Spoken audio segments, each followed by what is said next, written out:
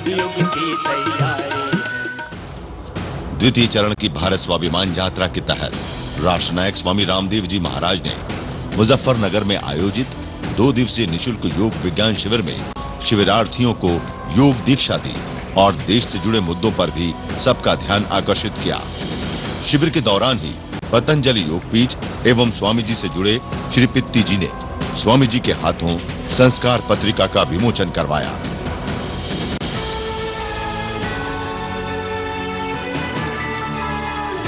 शिविर के उपरांत स्वामी रामदेव जी महाराज मुजफ्फरनगर में आयोजित विभिन्न कार्यक्रमों के दौरान पतंजलि योगपीठ की फाउंडर मेंबर माता शांति देवी जी के आमंत्रण पर मदनानंद वृद्ध आश्रम पहुंचे। वहां पर पूज्य स्वामी जी ने दीप प्रज्वलन किया तथा लोगों ने स्वामी जी से आशीर्वाद ग्रहण किया। मैं एक छोटी सी गांव में पैदा हुआ। 9 वर्ष की उम्र में मैंने महर्षि दयानंद के साहित्य को पढ़ना शुरू किया। स्वमंतव्य मंतव्य प्रकाश, आर्योद्देश्य रत्नमाला, फिर सत्यार्थ प्रकाश, फिर एक छोटी सी पुस्तक व्यवहार भानु, फिर गो करुणानिधि, फिर आर्याभिविनय, फिर वेदादि भाष्य भूमिका और महर्षि दयानंद की जीवनी को कई बार पढ़ा, उनकी आत्मकथा को, उनके पूर्ण प्रवचनों को कई बार पढ़ा और पढ़ते पढ़ते मेरे भीतर एक विचार जगा, एक संकल्प जगा और मैं आगे बढ़ा। स्कूल से गुरुकुल में आया, गुरुकुल की शिक्षा पूरी करके गंगोत्री गया, गंगोत्री से फिर पुनः वापस हरिद्वार आ गया और फिर हरिद्वार से यात्रा शुरू हुई तो आज लगभग यूं तो दुनिया के हर देश में मैं नहीं गया, लेकिन अधिकांश देशों में जाकर के यहां पर पहुंचा हूं, लाखों नहीं करोड़ों लोगों से मिला हूं और गरीब अमीर छोटे बड़े हर जाति मजहब के लोगों से मिला हूं। जो श्रद्धा की, जो विश्वास की, प्रेम की पराकाष्ठा मैंने माता शांति में देखी है, वो शायद ही कहीं।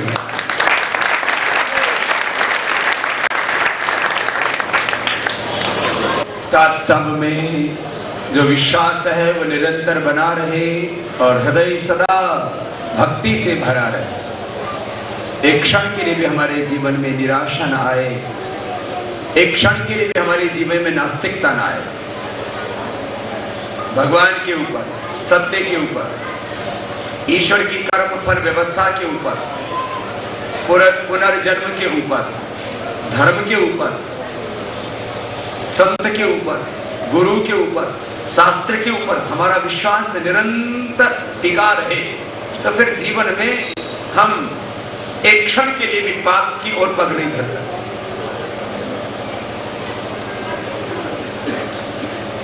कर्म फल व्यवस्था एकदम साफ साफ हमें दिखती है, जो करोगे उसका कई गुना मिलेगा। एक बीज वो, अब जैसे पीपल का पेड़ इतना बड़ा है, मुझे लगता है ये काफी पुराना पेड़ है, शायद आप लोगों ने अपने बचपन से ही पहले देखा हो। तो एक बीज लगाया और उसमें क्या हो गया? पेड़। और उस पेड़ में क्या हो गए फिर? हजारों नहीं, लाखों नहीं, करोड़ों नहीं, अरबों खरबों बीज। एक बीज से करोड़ों बीज। यह है कर्म का फल। एक बीज बोया और करोड़ों फल आ रहे। ऐसे ही तुम धर्म का एक बीज बोते हो, तुम 1 रुपए दान करते हो, किसी की सेवा करते हो, मानो अनेक जन्मों के लिए सौभाग्य अपना बढ़ा रहे हो। अनेक जन्मों के लिए, इस जन्म के लिए। दूसरे दिन के योग शिविर में सभी लोगों ने स्वामी जी के गुरु जी आचार्य बलदेव जी महाराज से भी मार्गदर्शन व आशीर्वचन प्राप्त किया। आदर व सत्कार के योग्य पवित्र आत्माओं, वेद में एक मंत्र आता है, अप्रतीतः संधनानि जयते। जो लगा रहता है इतः यहाँ से, प्रति उल्टा हट जाए और ए और लगा दो, अप्रतीत जो लगा रहे, जो एक दिन नहीं रोजाना अभ्यास करता रहे, योगाभ्यास करता रहे। योगे योगे त्वष्टरम, जब मनुष्य योग करता है विशेष शक्ति बढ़ जाती है और संसार को वही बदल पाता है। इसलिए धन्या नरा विहित कर्म परोपकारः, वे नर धन्य हैं जिनका सारा जीवन, प्रत्येक श्वास वो संसार के लिए ही लगता है। और वो नर जो हैं वो नरक के गामी हैं, जो कि हमेशा दूसरों को त्रस्त करते हैं, दुख देते रहते हैं। एक मनुष्य ऐसा था, हमेशा ही दुख देता रहता, उल्टे काम करता था। वह अंतिम समय में पहुंच गया। लोग इकट्ठे हो गए और इकट्ठे होकर के कहने लगे कि आज कोई बताएं, तो वो भी कहने लगा मैं भी कोई न कोई आज विशेष बात बताऊंगा। आप मेरी बातें हमेशा मानते आए, अंतिम समय भी मानेंगे ऐसा पूरा मुझे विश्वास है। उन्होंने कहा बताओ। 2-3 घंटे बिता दिए, बताऊंगा। और ये कहता रहा कि ऐसा ही दिखाई देता है आप काम करोगे नहीं जो मैं कहूंगा। सभी की प्रतिज्ञा करवा ली, गांव इकट्ठा हो गया और इकट्ठा होने के पश्चात फिर अंत में जब मजबूर किया कि बताना पड़ेगा, उन्हें कहा बताऊंगा लेकिन करोगे नहीं। सबने कहा करेंगे। उसने कहा देखो एक ये नहर जो है गांव के पास है, बहुत बड़ी बह रही है, एक काम करो इसको काट दो, अंतिम समय में गांव को डूबता हुआ देख लूंगा। तो देखिए ऐसे भी आदमी होते हैं जो देश को डुबोने में लगे, जो कि संसार को डुबोने में लगे हुए हैं। तो इसलिए स्वामी जी महाराज तो कितना वो विघ्ना पुनरपि, विघ्न बार बार आते हैं फिर भी जो आहत नहीं होते, ऐसे आदमी धन्य हैं। और ऊंट के पांव जो है पालने में ही दिखाई दे जाते हैं। जिस समय पढ़ते थे प्रत्येक आज्ञा का पालन करते थे, ऐसी ऐसी आज्ञा दी कि मनुष्य जो है वो सुने तो घबरा जाए। ये स्वामी दयानंद जी महाराज ने जैसी आज्ञा दी थी स्वामी दयानंद जी को, और ऐसी आज्ञा दी न कोई दे और ना कोई कर सकता। सिद्धि याद नहीं हुई। स्वामी दयानंद जी ने कहा कि सिद्धि याद नहीं हुई है, स्वामी जी महाराज मुझे बता दें। कहने लगे कि याद नहीं हुई है तो मैं दोबारा बताता नहीं हूँ। याद यमुना के किनारे पे बैठ जाओ जा करके, और सायंकाल तक याद नहीं होती है, डूब के मर जाना। ऐसी कोई आज्ञा देने वाला संसार में क्या होगा, और ऐसा पालने वाला दयानंद ही हो सकता है और कोई हो ही नहीं सकता। देखिए सायंकाल तक बैठे रहे, कहा सूर्य छुपते तक जो है नहीं याद हो तो डूब के मर जाना। परंतु हुआ क्या, न कोई गाइड थी उस जमाने में, न कोई नोट, न कोई और कोई बताता था। स्वामी दयानंद जी को बताने वाला गुरु विद्यानंद ही था उस समय। तो याद जब तक नहीं हुआ फिर, लेकिन अंत में क्या किया, जब सूर्य छुपने लगा, आधा सूर्य छुप गया, लंगोट बंधा हुआ था, कूदने के लिए तैयार हो गया, कूदने लगा, एकदम याद आ गया, परमात्मा का धन्यवाद किया और कहा कि मैंने इस मृत्यु के समय कैसे ध्यान लगता है तो बात जो सीखी। देखिए कभी घबराना नहीं चाहिए। अनेक बाधाएं आती हैं, अनेक कष्ट आते हैं और अनेक कष्टों में से निकालना है स्वामी जी महाराज को। ऐसी भट्टी में से ब्रह्मचर्य की वो भट्टी है जिसमें से जो निकल जाएगा तो निश्चित रूप से पास का बन जाएगा। महर्षि भारद्वाज जी पढ़ा रहे थे विद्यार्थियों को, 100 साल होने को हो गए। महर्षि आए अनेक, कहने लगे भारद्वाज जी दिखाई देता है आप तो 100 साल और जीवोगे, उसके बाद क्या करोगे बताओ तो सही। कहा कि मैं पढ़ाऊंगा और क्या करूंगा। 200 साल वो भी हो गए। 200 साल के पश्चात भी फिर पहुंच गए महर्षि। कहा अब क्या करोगे, पढ़ूंगा और पढ़ाऊंगा। 300 साल भी हो गए, फिर भी कहा कि अब क्या करोगे। कहा अब भी पढ़ूंगा और पढ़ाऊंगा। 400 साल तक जिए और पढ़ा और पढ़ाया। ऐसी चीज लिख गए विमान शास्त्र। ऐसे विमान जो हैं लिखे हैं कि कोई बना ही नहीं सकता उसको, वही बनाने वाले थे। इस प्रकार से स्वामी जी महाराज जो काम कर रहे हैं, अनेक बाधाएं आई है आएंगी, लेकिन घबरा नहीं रहे हैं, उसी प्रकार से दहाड़ रहे हैं। निश्चित रूप से जो है परीक्षा करके देखे, क्योंकि अनेक बार बता चुका हूँ किन किन परीक्षाओं में से निकाला है। अब सफल होंगे और आप भी इसी प्रकार से अनुकरण करते रहे, देश का भविष्य बदलेगा, भ्रष्टाचार समाप्त होगा। निश्चित रूप से भ्रष्टाचारी समाप्त होंगे और देश का कल्याण होगा। तो आप भ्रष्टाचार को समाप्त करें और जीवन को उन्नत करें। और स्वामी जी का इस प्रकार से जैसे कि प्रत्येक यही कहना है, उसे फालतू कहना है ही नहीं कि हम योगी बने, भोगी ना बने। ओम शांति शांति।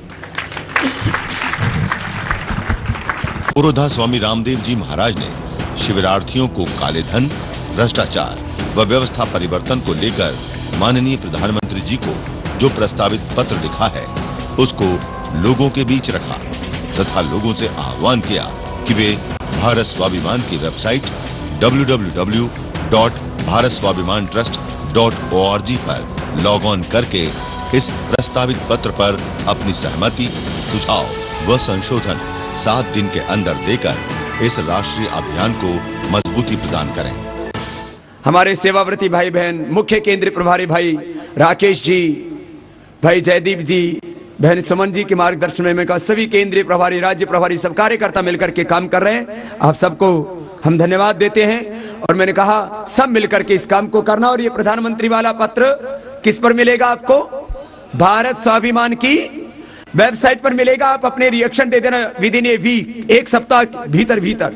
और इसमें अभी तक लोगों को यह लगता था क्या ये कभी काला धन आएगा, क्या ये कभी भ्रष्टाचार मिटेगा, व्यवस्था बदलेगी और इसका प्रोसीजर क्या होगा। तो सारा प्रोसीजर इसमें लिखा है कि काला धन लाने के लिए एक तो सब मेयर, विधायक, सांसद अपनी संपत्ति की घोषणा करेंगे और विदेशों में जमा काला धन और अवैध संपत्ति को राष्ट्रीय संपत्ति घोषित करना पड़ेगा। फिर उसको वापस लाने के लिए करप्शन मनी लॉन्ड्रिंग एक्ट के तहत सबके खिलाफ एक सामान्य केस दर्ज होगा।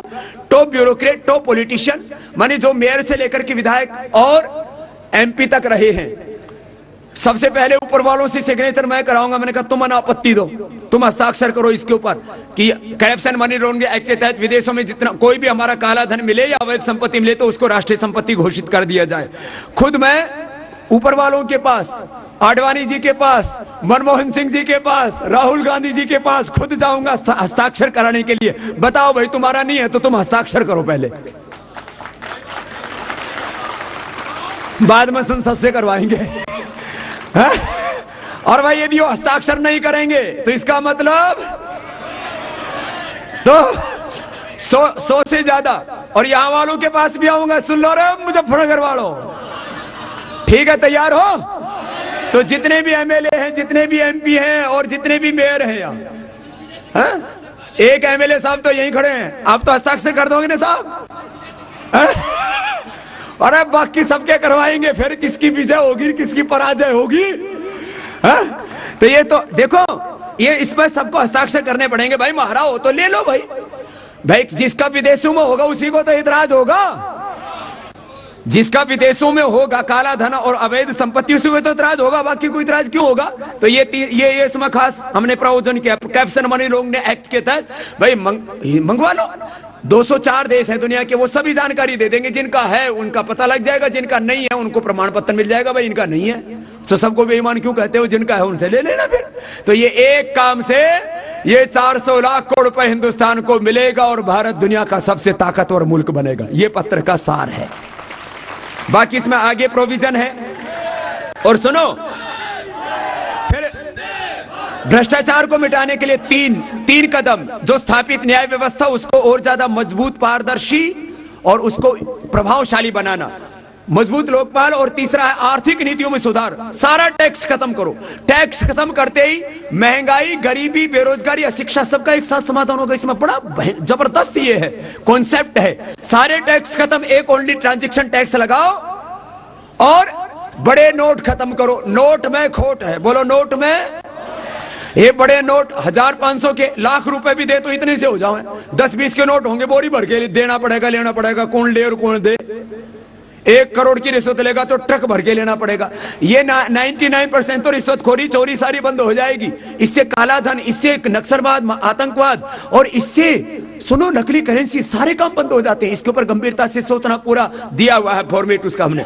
फिर व्यवस्था परिवर्तन के मुद्दे हैं। राष्ट्रीय किसान आय आयोग, देखो कृषि में निवेश होना पहली बात। दूसरी बात, किसान कम मूल्य में खेती कर सके और वो 1 लाख की पैदावार करता है तो 1 लाख रुपए उसको कंपनसेशन मिले। तो एक तरफ महंगाई खत्म होगी और दूसरी तरफ कोई भी किसान आत्महत्या नहीं करेगा। श्रम का मूल्यांकन जिस दिन ठीक होगा, गरीब मजदूर, किसान, कारीगर, दलित, वनवासी, आदिवासी, इनको भी इनका हक मिलेगा। राष्ट्रीय किसान आय आयोग, इसमें पूरा ये फॉर्मेट आप पढ़ लेना। समान शिक्षा व्यवस्था भारतीय भाषाओं में, तो ये समान शिक्षा व्यवस्था भारतीय भाषाओं में आध्यात्मिक मूल्यों और संस्कारों के साथ ऋषियों की शिक्षा प्रणाली लागू करनी पड़ेगी। समान चिकित्सा व्यवस्था, क्या पढ़ने का अधिकार और इलाज करने का केवल अमीरों को ही तो नहीं है ना। फिर चुनाव सुधार, जिसके ऊपर कई बार बातें हो चुकी हैं, कि स्टेट फंडिंग इलेक्शन की बात हो, अनिवार्य मतदान की बात हो, एक साथ मतदान की बात हो, और भी बहुत सी बातें। राष्ट्रीय प्रबंधन नीति और अंग्रेजों के वक्त के सारे काले कानून खत्म करवाना। और एक चीज हमने और जोड़ी है इसके अंदर कि स्वदेशी विदेशी वस्तुओं के ऊपर एक चिन्ह बना दो, चाहे स्वदेशी का ही बना दो तिरंगे के साथ। स्वदेशी, जैसे आजकल शाकाहारी मांसाहारी पर चिन्ह मिलता है ना, किसका? रेड मांसाहार का और ग्रीन शाकाहार का, वेजिटेरियन का। ठीक है, तो लाल और हरा जैसे निशान मिलता है, ऐसे ही स्वदेशी विदेशी वस्तु की पहचान हो जाएगी। तो इस देश का विदेशों में लाखों करोड़ रुपए जा रहा आर्थिक लूट हो रही है, इससे बच जाएगा। हमने प्रधानमंत्री को पत्र लिखा है। अब ये नहीं करेंगे तो क्या करेंगे? ये नहीं करेंगे तो सांसदों से करवाएंगे, नीचे से करवाएंगे, ऊपर से करवाएंगे, चारों तरफ से घेरेंगे। और अब 2012-13 परिवर्तन का काल होगा। सत्ता बदलेगी, व्यवस्था भी बदलेगी, देश बदलेगा, दुनिया बदलेगी। तो बोलो, आप लोग साथ देने के लिए तैयार हो? तो चलो तालियों के साथ, जाने किस दिन लाल किला मर्दानी भाषा बोलेगा। गाओगे ना? चलो गाओ, 2 यंत्रा गा लेते हैं एक बार तालियों के साथ। हाँ तो इतने जोर से तालियां बजे कि लगे कि सच में आप साथ देने वाले हो। ऐसा नहीं लंगोटिया यार किसके और दम लगाए खिसके।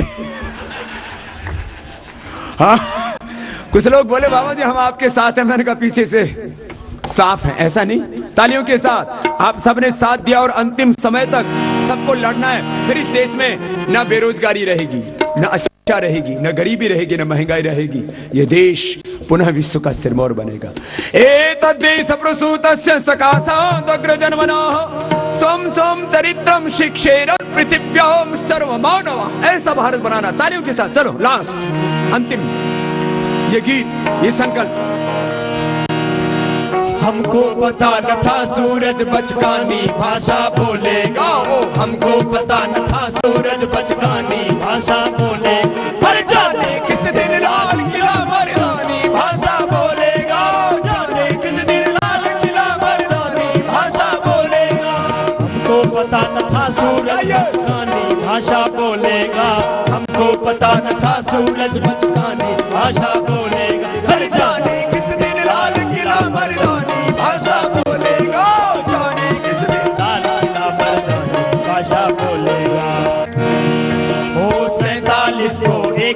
47 से डरते देखा। ये क्या है 47 का मतलब? 15 अगस्त 1947 को आजादी तो मिल गई, लेकिन वही काले कानून, वही शिक्षा व्यवस्था, वही चिकित्सा व्यवस्था, वही पुलिस एक्ट, वही लैंड एक्विजिशन एक्ट, वही गो हत्या का कानून जो 1760 में बना के गए रॉबर्ट क्लाइव। 900 सोना चांदी के जहाज लूट करके लेके गए बदमाश। और क्या बना गया कानून? गो हत्या करो, शराब पियो, वेश्यावृत्ति करो, और वही कानून आज चल रहे हैं हिंदुस्तान में। ये सारे काले कानून चेंज करने, बदलने हैं, सिस्टम को बदलना है, व्यवस्था को बदलना है, खुद को भी बदलना है। ओ क्या हो रहा है देश में? वो 47 को AK-47 से डरते देखा है।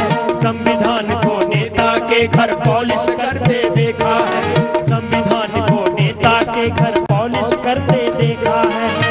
खुदारी को गद्दारी का पानी भरते देखा है।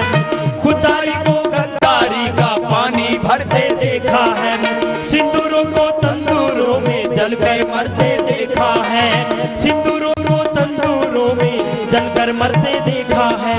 दंड नीति का नायक, दंड नीति का नायक कब कटकानी भाषा बोले। अरे जाने किस दिन लाल किला मर्दानी भाषा बोलेगा। जाने किस दिन लाल किला मर्दानी भाषा बोलेगा। हमको पता न था सूरज बचकानी भाषा बोलेगा। हमको पता न था सूरज बचकानी भाषा बोलेगा। हर जाने किस दिन लाल किला मर्दानी भाषा बोलेगा। हर जाने किस दिन लाल किला मर्दानी भाषा बोलेगा। बोले भारत माता की वंदे। आपको राष्ट्र नायक स्वामी रामदेव जी द्वारा माननीय प्रधानमंत्री जी को लिखा प्रस्तावित पत्र पूरा पढ़कर सुनाते हैं। प्रस्तावित पत्र दिनांक 26/10/2011। आदरणीय प्रधानमंत्री जी, भारत सरकार, प्रधानमंत्री कार्यालय, नई दिल्ली। सादर नमस्ते। जनहित व राष्ट्रहित के 3 मुख्य मुद्दों को लेकर करोड़ों देशवासियों की ओर से मैं ये पत्र आपको लिख रहा हूं। मुझे विश्वास है कि आप 1 से 2 सप्ताह में राष्ट्रीय दृष्टि से अति महत्वपूर्ण इन मुद्दों पर केंद्र सरकार की नीति व कार्यवाही से हमें अवश्य अवगत कराएंगे। आज पूरा राष्ट्र ही नहीं अपितु संपूर्ण विश्व एक बहुत बड़े आर्थिक युद्ध के दौर से गुजर रहा है। भारत विश्व की 4थी सबसे बड़ी अर्थव्यवस्था का केंद्र है। यदि केंद्र सरकार विदेशों में जमा काला धन व देश की आंतरिक व्यवस्था में चल रही समानांतर काले धन की अर्थव्यवस्था को समाप्त करने की दिशा में तत्काल मजबूती व प्रामाणिकता के साथ कार्रवाई करती है, तो भारत को विश्व की आर्थिक महाशक्ति बनने से कोई नहीं रोक सकता। काले धन के साथ ही भ्रष्टाचार एवं सामाजिक विषमता व संघर्ष को भी समाप्त करने के लिए केंद्र सरकार को तत्काल प्रभाव से प्रभावी कदम उठाने की नितांत आवश्यकता है। काला धन, भ्रष्टाचार व व्यवस्था परिवर्तन के 3 मुद्दों पर केंद्र सरकार की स्पष्ट रणनीति संपूर्ण देशवासी जानना चाहते हैं। यद्यपि मौखिक रूप से तथा लिखित रूप से भी केंद्र सरकार की ओर से हमें 4 जून से पहले बहुत कुछ आश्वासन दिया गया था। काला धन देश को देने की बजाय 4 जून की रात सरकार ने मुझ सहित राष्ट्रहित में शांतिपूर्ण आंदोलन कर रहे हजारों देशभक्त नागरिकों की हत्या का षड्यंत्र रच डाला। अलोकतांत्रिक, असंवैधानिक व अमानवीय तरीके से जो क्रूरता, बर्बरता, अत्याचार व जुल्म केंद्र सरकार ने दिल्ली पुलिस से करवाए, विश्व के इतिहास के सबसे बड़े शांतिपूर्ण आंदोलन को कुचलने का कुचक्र किया। उसके बावजूद हम एक बार पुनः मौका देना चाहते हैं कि आखिर केंद्र सरकार की 3 मुद्दों पर वास्तविक राय क्या है। यदि केंद्र सरकार इन 3 मुद्दों पर प्रामाणिकता के साथ प्रभावी व चरणबद्ध कार्यवाही करती है, तो 4 जून की रात का पाप भी धुल सकता है। लेकिन अब भी यदि शीतकालीन सत्र में कोई ठोस कार्यवाही सरकार नहीं करती है, तो इसका सीधा सा मतलब होगा कि सरकार अपना संवैधानिक व नैतिक दायित्व ठीक से नहीं निभा रही है। लोकतंत्र में सरकारें राष्ट्रहित में संवैधानिक कार्य करने के लिए चुनी जाती हैं, और यदि सरकार अपना संवैधानिक दायित्व नहीं निभा पा रही है, तो वो सत्ता में रहने का अपना नैतिक अधिकार खो देती है। यदि सरकार ने शीतकालीन सत्र में 3 मुद्दों पर तर्कपूर्ण, व्यवहारिक व अत्यंत जरूरी नीचे दिए गए कदम नहीं उठाए, तो मुझ सहित देश के 121 करोड़ लोग लोकतांत्रिक तरीके से पूरे देश में आंदोलन करने के लिए बाध्य होंगे और उसके लिए पूरी तरह से केंद्र सरकार जिम्मेदार होगी। आज पूरी दुनिया एक क्रांतिकारी परिवर्तन के दौर से गुजर रही है। 80 से ज्यादा देशों में बड़े आंदोलन चल रहे हैं। कुछ देशों में परिवर्तन हो चुका है तो कुछ में हो रहा है। यदि आप इन 3 मुद्दों पर समग्रता के साथ कदम नहीं उठाएंगे तो भारत में भी केंद्र सरकार के खिलाफ बगावत, विद्रोह व राष्ट्रव्यापी जनाक्रोश के लिए आप खुद व आपकी सरकार जिम्मेदार होगी।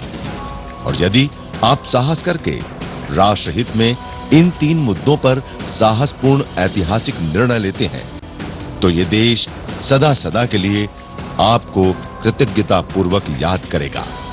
अन्यथा देश के 99% लोग जो इस अन्यायपूर्ण शासन व्यवस्था के कारण गरीबी, भूख, अभाव, अशिक्षा एवं बेरोजगारी के साथ साथ नक्सलवाद, माओवाद व अन्य आर्थिक व सामाजिक विषमताओं के शिकार होकर संकटों व संघर्षों से जूझ रहे हैं और देश का लगभग 400 लाख करोड़ रुपए लूट लिया गया है। हमारे देश के इस काले धन से देश के कुछ बेईमान व गद्दार लोग तथा यूरोप के देश विलासिता व विकास कर रहे हैं और हम भूख, बेबसी व अपमान की जिंदगी जीने के लिए मजबूर हो गए हैं। यदि केंद्र सरकार ने इस दिशा में तत्काल कदम नहीं उठाए, उल्टा जनांदोलनों को दबाने का षड्यंत्र किया, तो इस देश के राष्ट्रभक्त शोषण के शिकार करोड़ों लोगों में जो जुनून, पागलपन व देश के लिए दीवानगी है, उसे आप सड़कों पर उतरकर अपना हक छीनने से नहीं रोक पाएंगे। मुझे पूरा विश्वास है कि राष्ट्रहित में हमारे निम्नलिखित 3 मुद्दों पर केंद्र सरकार इसी शीतकालीन सत्र में ठोस व निर्णायक कदम उठाएगी। 121 करोड़ लोगों के हित के 3 मुख्य मुद्दे। पहला, भारतीय नागरिकों के विदेशों में जमा काले धन व अवैध संपत्ति को केंद्र सरकार इसी शीतकालीन संसद सत्र में एक प्रस्ताव लाकर राष्ट्रीय संपत्ति घोषित करे और विदेशों में जमा काले धन का पता लगाने के लिए सरकार निम्नलिखित 5 उपायों या प्रक्रियाओं पर तत्काल कार्यवाही करे। साथ ही देश की आंतरिक अर्थव्यवस्था में जमा काले धन को समाप्त करने के लिए मुख्य रूप से 2 उपायों को तुरंत क्रियान्वित करके इस देश को आर्थिक व सामाजिक न्याय दिलवाए। विदेशों में जमा काले धन का पता लगाने व देश में वापस लाने के लिए 5 प्रक्रियाएं। सरकार द्वारा नियुक्त योग्य अधिकारी के माध्यम से आजादी के इन 64 वर्षों में जो भी लोग मेयर, विधानसभा व लोकसभा के सदस्य रहे हैं एवं वर्तमान में भी जितने भी लोग मेयर, विधायक व सांसद हैं, वे सभी एक शपथ पत्र भरकर प्रधानमंत्री को उपलब्ध करावें और उसमें पूरा विवरण हो कि उनका, उनके परिवार, उनके ट्रस्ट व उनसे संबद्ध अन्य संस्थानों का देश व विदेश के किस बैंक में कितना पैसा व अन्य संपत्ति है। साथ ही देश में भी उनके अथवा उनसे संबद्ध व्यक्तियों के नाम से कितनी भूमि, भवन, धन व अन्य संपत्ति है। जिन लोगों की मृत्यु हो चुकी है उनके उत्तराधिकारी ये शपथ पत्र दें। ख, देश के लोगों का लोकतंत्र में विश्वास कायम रखने के लिए इसी शीतकालीन सत्र में केंद्र सरकार एक प्रस्ताव लेकर आए कि जो भी लोग आजादी के इन 64 वर्षों में मेयर, विधानसभा व लोकसभा के सदस्य आदि शीर्ष राजनीतिक पदों पर रहे हैं, प्रथम श्रेणी के सरकारी अधिकारी व 20 करोड़ से अधिक का व्यापार करने वाले बड़े उद्योगपतियों पर बिना किसी पक्षपात के समान रूप से सरकार corruption and money laundering act के तहत एक केस दर्ज करके दुनिया के सभी देशों से उन देशों में जमा उनके परिवार व उनसे जुड़े संस्थानों के धन व अन्य संपत्ति के बारे में विवरण मांगेगी। यदि किसी के भी नाम विदेशों में अवैध धन या अन्य संपत्ति है तो इस एक्ट के तहत दुनिया के सभी देश बिना किसी संधि के ही यूएन के प्रावधानों के तहत हमें इन सभी व्यक्तियों के बारे में जानकारी उपलब्ध कराने के लिए बाध्य हैं। दुनिया के सभी 204 देश इस एक्ट को समान रूप से संज्ञेय अपराध मानते हैं। जिन लोगों के नाम देश व विदेशों में अवैध धन या अवैध संपत्ति के नाम पर कुछ भी नहीं है, पूरा देश उन नेताओं, अधिकारियों व बड़े व्यापारियों को इज्जत की दृष्टि से देखेगा। वे अग्नि परीक्षा में उत्तीर्ण होकर जब निकलेंगे तो ये उनकी ईमानदारी का सबसे बड़ा प्रमाण होगा। ग फिजिकल व टेक्निकल इन्वेस्टिगेशन। सभी विदेशी दूतावासों से जारी किए गए वीजा व इमिग्रेशन विभाग से विदेश जाने वाले शीर्ष राजनेता, प्रथम श्रेणी के सरकारी अधिकारी व बड़े उद्योगपतियों की विदेश यात्रा व उसके उद्देश्य के बारे में प्रामाणिक जानकारी एकत्रित करना तथा इंटरनेशनल गेटवेज पर सर्विलेंस लगाकर देश में रहकर विदेशों में अपने खातों का संचालन कर रहे लोगों के बारे में पता लगाना और उस पर कार्यवाही करना। ख मॉरिशस रूट से जितना भी धन देश में आया है उसके रूट के बारे में पता लगाने के लिए सरकार संसद में कानून लेकर आए, जिससे कि मॉरिशस के रास्ते से आने वाले धन के सही स्रोत का पता लगाया जा सके। ड देश में जितने भी विदेशी बैंक खुले हैं उनमें धन जमा करने वाले व्यक्ति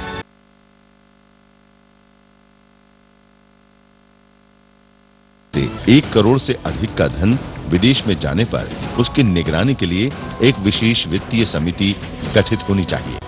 यदि सरकार विदेशों में जमा काले धन व अवैध संपत्ति को राष्ट्रीय संपत्ति घोषित करके उसको वापस लाने की प्रक्रिया पर तत्काल प्रभाव से कार्य नहीं करती, तो देश के लोगों को ये संदेह होगा कि विदेशों में जमा काला धन या तो सरकार के ही लोगों का है या उनके द्वारा संरक्षित लोगों का है।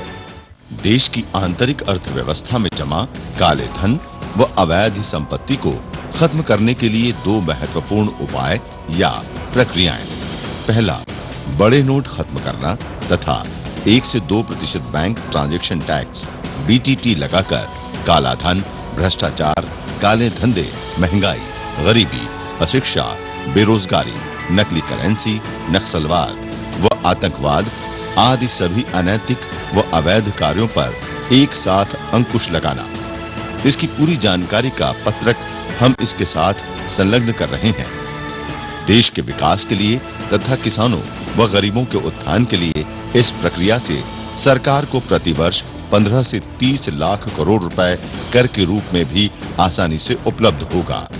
दूसरा, पैतृक भूमि व अन्य पैतृक संपत्ति आदि को छोड़कर जिन व्यक्तियों, परिवारों, कंपनियों व संस्थानों के पास 5 करोड़ से अधिक की संपत्ति है, उनकी जांच के लिए जिन सरकारी अधिकारियों का पूरा जीवन निष्कलंक रहा है, उनकी निगरानी में एक शक्ति संपन्न समिति का गठन करके पूरी जांच करने के बाद जो भी अवैध भूमि, भवन व आय से अधिक अन्य संपत्ति आदि मिले उसे राजसात कर दिया जाए।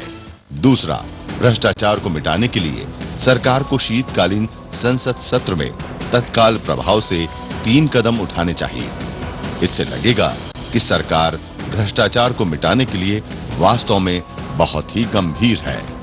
क मजबूत लोकपाल बिल को इसी शीतकालीन संसद सत्र में पारित कराएं। ख स्थापित न्याय व कानून व्यवस्था को, जिसमें जनप्रतिनिधि, कोर्ट, पुलिस, रेवेन्यू अधिकारी आदि सरकारी विभागों के शीर्ष अधिकारी आदि के रूप में लगभग 33 लाख सरकारी अधिकारी देश के 121 करोड़ लोगों को प्रतिदिन न्याय देने का काम करते हैं। इनके भीतर उच्च नैतिकता व आध्यात्मिकता लाने के लिए तथा इस पूरी प्रक्रिया को अधिक कारगर, मजबूत, प्रभावशाली व जवाबदेह बनाने के लिए एक ठोस रणनीति बनाएं। ग आर्थिक नीतियों व स्थापित कर प्रणाली में एक क्रांतिकारी, न्यायपूर्ण परिवर्तन करके सभी प्रकार के करों को समाप्त करके 1 से 2% ट्रांजैक्शन टैक्स को लागू करना तथा देश को धीरे-धीरे कैश फ्री इकोनॉमी की ओर ले जाना। बड़े नोटों के बंद होने से तथा एकमात्र न्यूनतम ट्रांजैक्शन टैक्स होने से जहां जनता को, व्यवसायियों को विभिन्न 65 प्रकार के टैक्सों से निजात मिलेगी, वहां काला धन व भ्रष्टाचार 99% खत्म हो जाएगा। तीसरा, व्यवस्था परिवर्तन के मुख्य 6 बिंदु। क, राष्ट्रीय किसान आय आयोग का गठन। राष्ट्रीय किसान आय आयोग का गठन करके किसानों को जितनी पैदावार वो अपने खेत में करते हैं, उसके बराबर के मूल्य की उनको अतिरिक्त धनराशि कंपनसेशन देना, जिससे कि एक भी किसान आत्महत्या के लिए बाध्य न हो तथा देश को महंगाई तथा किसानों को गरीबी से मुक्त किया जा सके। गांव, गरीब, मजदूर, कारीगर, दलित व किसान को उनकी आबादी के अनुसार सत्ता व बजट में भागीदारी दिलाना तथा इनके श्रम के मूल्यांकन में चल रहे पक्षपात को मिटाकर इनको आर्थिक व सामाजिक न्याय दिलाना। आजादी की लड़ाई इन्हीं लोगों ने लड़ी। अतः पहले अंग्रेजों ने भूमि अधिग्रहण का कानून बनाकर तथा इन सब को अकुशल श्रमिक का दर्जा देकर इनका शोषण किया। वही काम आजाद भारत में भी हो रहा है। ये बहुत ही शर्मनाक है। हम सब के पूर्वज मूलतः गांववासी थे। भारत की आत्मा गांव में बसती है। हमें शाइनिंग इंडिया व दरिद्र भारत के बीच की दीवार को मिटाना है। ख, समान शिक्षा व्यवस्था। भारतीय भाषाओं में समान आध्यात्मिक मूल्यों व संस्कारों के साथ सबको निःशुल्क समान शिक्षा का मौलिक अधिकार मिलना चाहिए। ऐसा होने से देश के बच्चे चरित्रवान होंगे। वे देश के गद्दार न बनकर सच्चे पहरेदार बनेंगे। बच्चे बचपन से ही नैतिकता के इतने ऊंचे आदर्शों में ढल जाएंगे कि वे जीवन में कभी भी भ्रष्टाचार, अनैतिक आचरण व अवैध काम नहीं करेंगे। वे स्वतः आत्मानुशासन में रहेंगे। शिक्षा के मूलभूत परिवर्तन के लिए बिना देश को भ्रष्टाचार व अनैतिक आचरण से छुटकारा नहीं मिल सकता। जर्मनी, फ्रांस, चीन व जापान की तरह अपनी भाषाओं में शिक्षा व्यवस्था होने पर गांव, गरीब, मजदूर व किसान के बच्चों को भी डॉक्टर, इंजीनियर, वैज्ञानिक, आईएएस व आईपीएस बनने का अवसर मिलेगा। हम आधुनिकता, विकास, विज्ञान एवं तकनीकी के विरोधी नहीं हैं, लेकिन हम चाहते हैं कि समानांतर अपनी भाषा में विज्ञान एवं तकनीकी आदि की शिक्षा हो। ग, समान चिकित्सा व्यवस्था। 84 करोड़ लोग जो विकास की मूलभूत सुविधाओं से वंचित हैं, उन सबको एक जैसे हॉस्पिटलों में निःशुल्क उपचार तो मिलना ही चाहिए। क्या जिंदा रहने या इलाज कराने का अधिकार केवल अमीर लोगों को ही है? सरकारी आंकड़ों के अनुसार भी लगभग 65 से 70% लोग तो बीमार होने के बाद एलोपैथी का महंगा इलाज ही नहीं करा पाते तथा जो 30 से 35% लोग इलाज कराते हैं, उनमें से 50% लोग कर्ज लेकर अथवा घर या जमीन बेचकर इलाज करा पाते हैं। लगभग 70% लोग परंपरागत तरीके से भी अपना इलाज कर सकते हैं। भारतीय चिकित्सा पद्धतियों से हमारे 90% से 99% लोगों का उपचार हो सकता है। इस पर व्यापक शोध व अनुसंधान होना चाहिए। घ, चुनाव सुधार। पहला, स्टेट फंडिंग इलेक्शन, राज्य वित्त पोषित चुनाव। दूसरा, अनिवार्य मतदान हेतु मतदान करने वाले नागरिकों को नौकरी, व्यवसाय व शासन की ओर से दी जाने वाली सुविधाओं में प्राथमिकता देने हेतु प्रावधान करना। तीसरा, स्थानीय निकाय, विधानसभा एवं लोकसभा आदि के एक साथ चुनाव, प्रधानमंत्री का जनता से सीधा चुनाव आदि चुनाव सुधार होने से योग्य व निष्कलंक लोग विधानसभा व संसद में पहुंच पाएंगे और लोकतंत्र लूटतंत्र बनने से बच जाएगा। संसद में बैठकर लोग राष्ट्र हित में उचित कानून बनाएंगे तथा टैक्स का पैसा पूरी ईमानदारी से देश के विकास में लगेगा। ड, राष्ट्रीय प्रबंधन नीति, जल प्रबंधन, कचरा प्रबंधन, ई गवर्नेंस प्रबंधन, राष्ट्रीय संपदा प्रबंधन की न्यायपूर्ण व पारदर्शी नीति एवं जनसंख्या नियंत्रण की ठोस नीति आदि के द्वारा व्यवस्था को पारदर्शी व न्यायपूर्ण बनाकर देश को सर्वांगीण रूप से विकास के शिखर पर ले जाना। च, अंग्रेजी काले कानून खत्म करवाना तथा स्वदेशी व्यवस्था की स्थापना करना, भूमि अधिग्रहण कानून को तुरंत खत्म करवाना तथा शराबबंदी का कानून बनवाकर देश को बचाना। इसी प्रकार महात्मा गांधी जी के सपनों के अनुसार अंग्रेजों के वक्त के बने 34,735 काले कानूनों में आंशिक व पूर्ण रूप से बदलाव करवाकर सच्चे कानून एवं स्वदेशी व्यवस्था का राज देश में स्थापित करना। जिस देश की कानून व्यवस्था व आर्थिक नीतियां ठीक होती हैं, उस देश में किसी भी तरह के अपराध, हिंसा व अशांति तथा गरीबी नहीं रह सकती। भारत को तत्काल एक नई अर्थ क्रांति व कानून क्रांति की नितांत आवश्यकता है।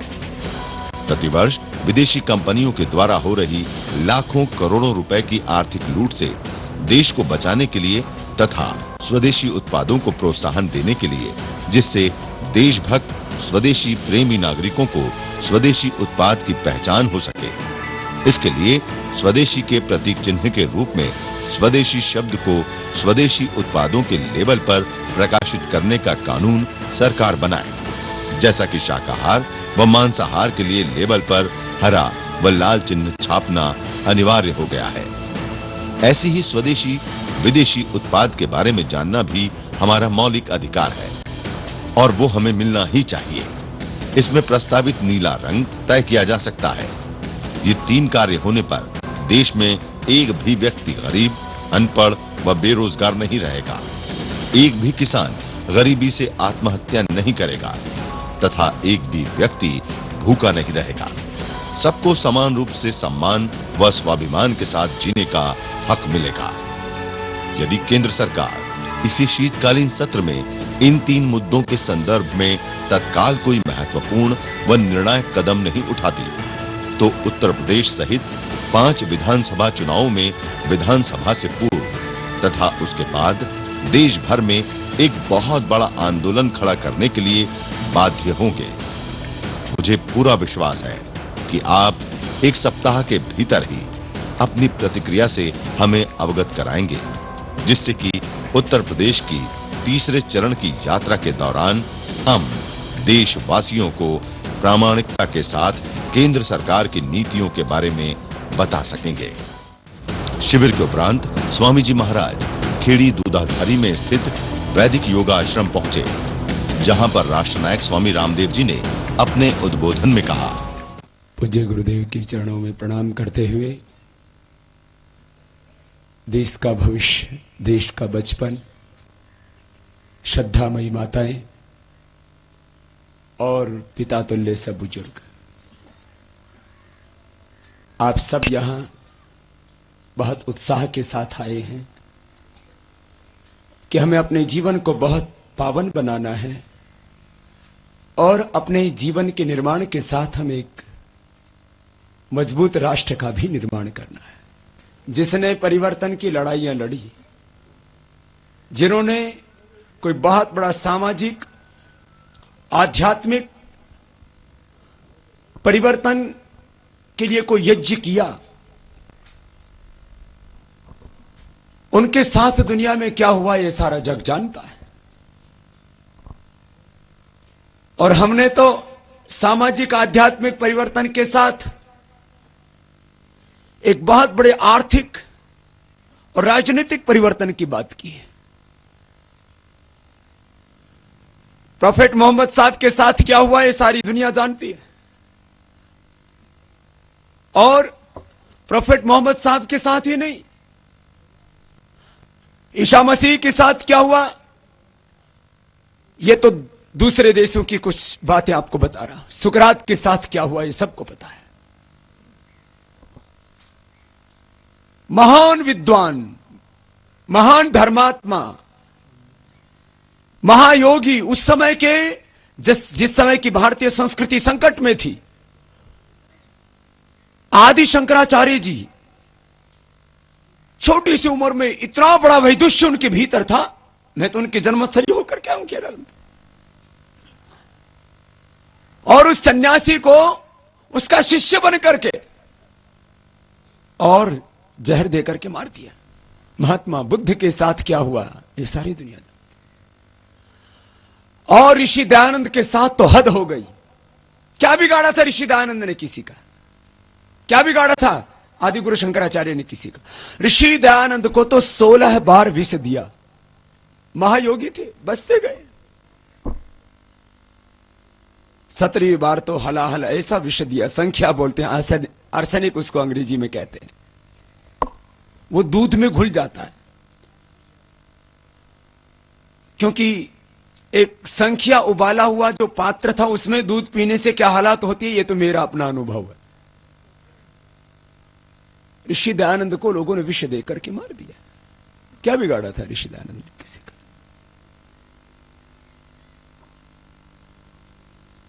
उसके बाद हमने कितने महापुरुषों को खोया। जिसने परिवर्तन की लड़ाई लड़ी है, जगत के जो ताकतवर लोग हैं दुश्मन हो जाते हैं। अब हम जिस संघर्ष को कर रहे हैं वो तो बहुत बड़ी लड़ाई है भाई बहनों। हम लोग बाहर का सोच नहीं पाते। दरअसल एक कोए के मेंढक से पूछा दुनिया कितनी बड़ी, उसने छलांग लगाई, बोले इतनी बड़ी।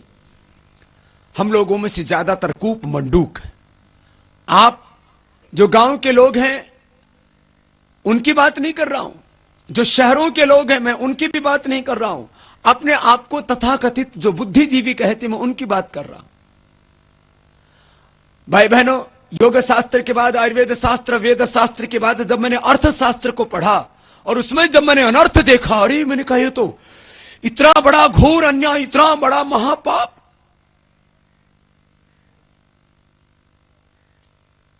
पूरी विश्व की अर्थव्यवस्था शिक्षित $3 ट्रिलियन की है इस समय, मौजूदा समय में। आज दुनिया की करीब 7 अरब की आबादी है, 700 करोड़ की है दुनिया। इसमें करीब 3000 लाख करोड़ रुपए की तो ऑफिशियल इकोनॉमी है, अकाउंटेड इकोनॉमी है।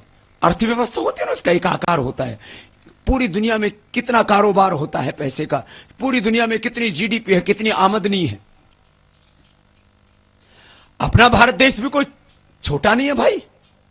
अपना देश भी, इसमें 33 लाख वर्ग किलोमीटर की तो जमीन, 3000 लाख करोड़ तो बेईमानी के। सबसे ज्यादा बड़ा बेईमान अमेरिका है, और उसके दूसरे बाद यूके, और उसके बाद ये यूरोप के दूसरे देश में। तो खुलेआम कहता हूं, मेरे पास पूरी प्रूफ है उसके। ऐसे बिना प्रमाण के बात नहीं करते। जैसे कोई विद्वान बोलता है ना, तो कभी मनुस्मृति का, कभी वेद का, कभी दर्शन का, कभी उपनिषद का, कभी गीता का, रामायण का, महाभारत का प्रमाण देता है। तो जैसे वेद शास्त्र की बात करने में प्रमाण की जरूरत पड़ती है, अर्थशास्त्र में भी प्रमाण की जरूरत पड़ती है। बिना प्रमाण की कोई बात नहीं कहते हम। भाई बहनों, ये काम तो होगा, लेकिन भाई अपना चरित्र खुद ठीक करना पड़ेगा। तो भाई 400 लाख करोड़ आने से पहले पहले अपना हुक्का पानी बंद कर लो। हुक्का पानी बंद करने का मतलब आना जाना बंद मत करियो। मतलब ये जो अपनी गलत आदत पड़ गई ना। अच्छा बताओ, हुक्का पीते रहे, फिर ताऊ राम राम, और फिर एक घूंट मार ले। अब बताओ, राम राम मुंह में पीवा हुक्का। बताओ, राम जी हुक्का पिया करागत है? हुक्का पीने की तो रावण की भी नहीं आती।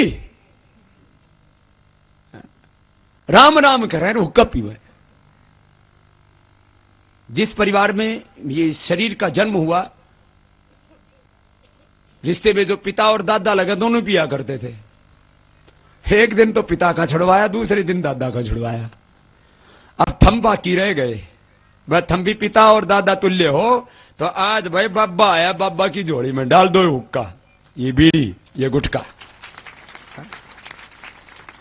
ठीक है, अपनी आगे वाली पीढ़ी होगा, हमने तो पी पा लिया, देख दाख लिया भाई, आगे वाले बच्चे तो सुधर जाएंगे। तो भाई एक काम यो कर लो कि आज के बाद हुक्का बीड़ी बंद।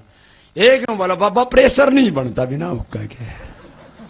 मैंने कहा, बाबा तो धुआं ऊपर तक पीवा है, और ऊपर तक ही निकाल, देखो नीचे तो धुआं थोड़ी निकला है जो प्रेशर बना हुआ है। बावड़ी बावड़ी बात करो, बताओ कि बाबा बिना हुक्के के प्रेशर ना अपने। भाई हुक्का था प्रेशर तो तब मानते ना जब हुआ ऊपर तो छोड़ो, वो नीचे तो निकले। तो भाई ये हुक्का हक्का तो प्रेशर ना बना करता। प्रेशर